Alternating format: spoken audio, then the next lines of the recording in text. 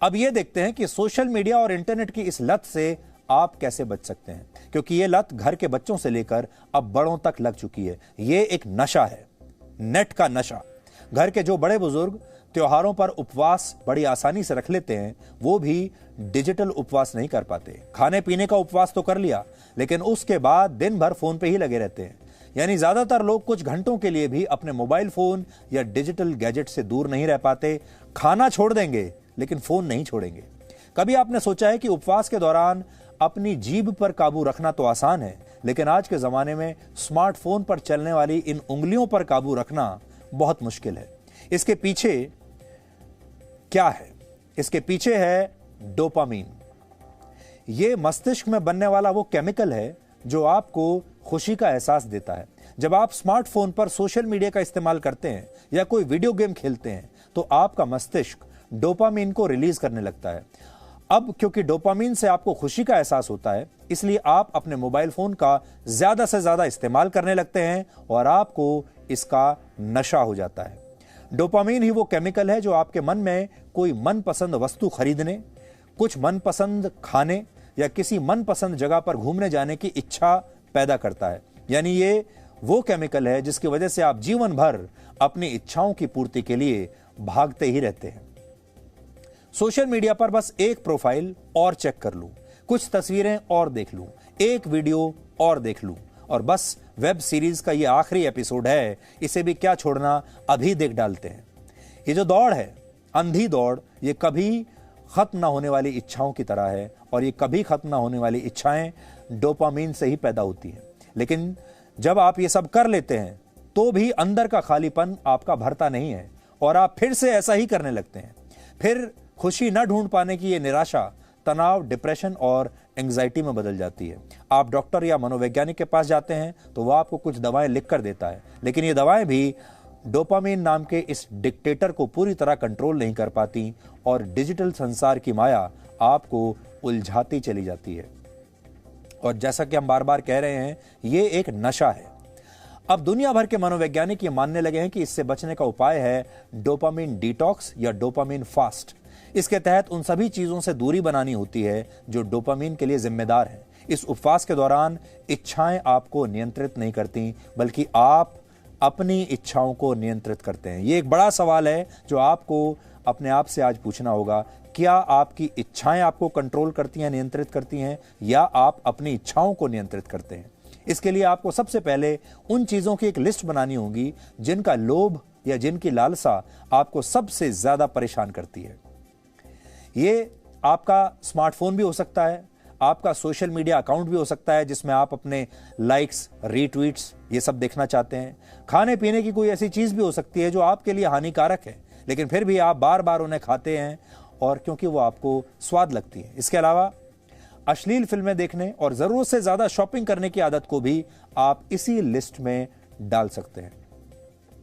इसके बाद आपको इन सब चीजों से कुछ समय के लिए एक दूरी बनानी होती है और आप इसे डिजिटल संन्यास कह सकते हैं। बस फर्क यह है कि सन्यासी बहुत कम मौकों पर अपना संन्यास तोड़ते हैं, लेकिन आप अपनी आदतों को नियंत्रित करने के बाद ज्यादा सजग होकर डिजिटल दुनिया में वापस लौट सकते हैं। और ऐसा करने पर आप पाएंगे कि अब आपका मोबाइल फोन आपका मालिक नहीं है, बल्कि आप मोबाइल फोन के मालिक हैं। आपने गौर किया होगा कि हिंदू धर्म में सन्यासियों को स्वामी कहकर बुलाया जाता है। स्वामी का अर्थ होता है मालिक। जब कोई व्यक्ति सन्यासी बन जाता है तो भौतिक वस्तुएं उसका ध्यान नहीं भटकाती, बल्कि एक सन्यासी अपनी इच्छाओं का मालिक बन जाता है।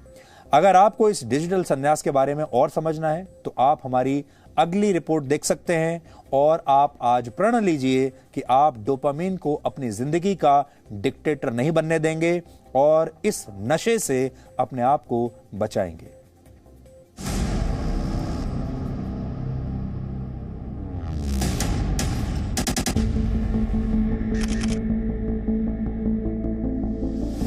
हम अक्सर इस बात से परेशान होते हैं कि हमारे साथ के लोगों को कोई ना कोई आदत है।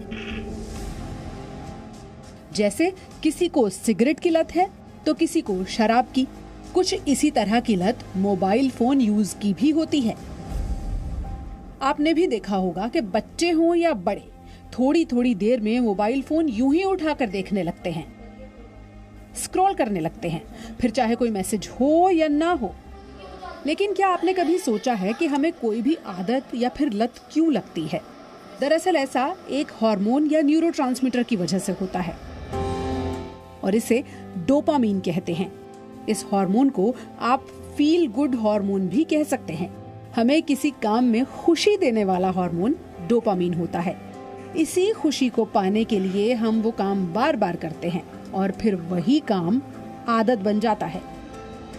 जब भी कोई चीज हमें किक देती है, अच्छा लगता है, तो वो हमें एज अ रिवॉर्ड डोपामीन उसको न्यूक्लियस एक्सम्बियंस के अंदर फिट हो जाता है कि यहाँ पे रिवॉर्ड आया है, तो उससे वो अच्छा लगने वाला न्यूरोट्रांसमीटर ये है। जब 1 घंटे वाली किक ब्रेन पे स्टेबलाइज हो गई, तो अब उसे ब्रेन को तो किक नहीं मिल रही ना, वो 1 घंटे वाली किक, उसको तो वो स्टेबल मान रहा है कि भाई ये टेकन फॉर ग्रांटेड है।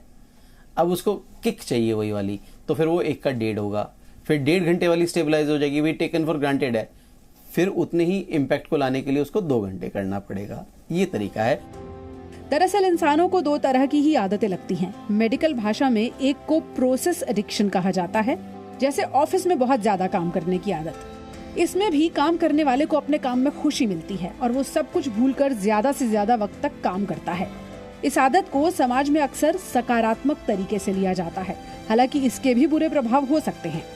दूसरी आदत को कहते हैं सब्सटेंस एडिक्शन। इस तरह की आदत में ड्रग्स या फिर कोई नशा या मोबाइल फोन की लत को जोड़ा गया है। इन सब कामों में भी दिमाग को खुशी मिलती है, लेकिन समाज इन्हें गलत मानता है। डोपामीन हार्मोन हमें किसी काम में खुशी महसूस करवाता है, लेकिन जब एक समय के बाद अधिक से अधिक काम करने जैसे नशे की या मोबाइल की लत हो जाए, तो फिर वो खुशी मिलनी बंद हो जाती है और इसके बाद व्यक्ति डिप्रेशन या फिर एंजाइटी का शिकार होने लगता है। अब जैसे हमें यूज करना है, ऑक्यूपेशनली यूज करना है 8 घंटे, तो हम उसको यूज कहते हैं, पर वही 8 घंटे कोई बच्चा यूज करने लग जाए और अपना खेल कूद छोड़ दे, माँ बाप को छोड़ दे, तो वो अब्यूज हो जाएगा। तो जब आपकी सोशल और ऑक्यूपेशनल लाइफ इंपैक्ट होने लग जाए, तब हम उसे एक तरह से बीमारी कहते हैं। डोपामीन शरीर को नुकसान नहीं पहुंचाता, बल्कि ये हमारे लिए अच्छा है। ये हार्मोन हमें किसी ऐसे काम को करने की प्रेरणा देता है जिससे हमें खुशी मिलती हो, और इसी खुशी की चाहत में हम वो काम बार बार और बहुत ज्यादा देर तक करते हैं।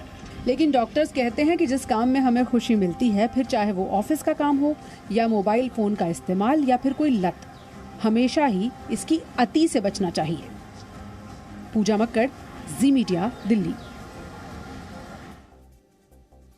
तो हम बार बार आपको यही बात कहते हैं कि इस मोबाइल फोन के, स्मार्टफोन के और इंटरनेट के नशे से बचकर रहिए।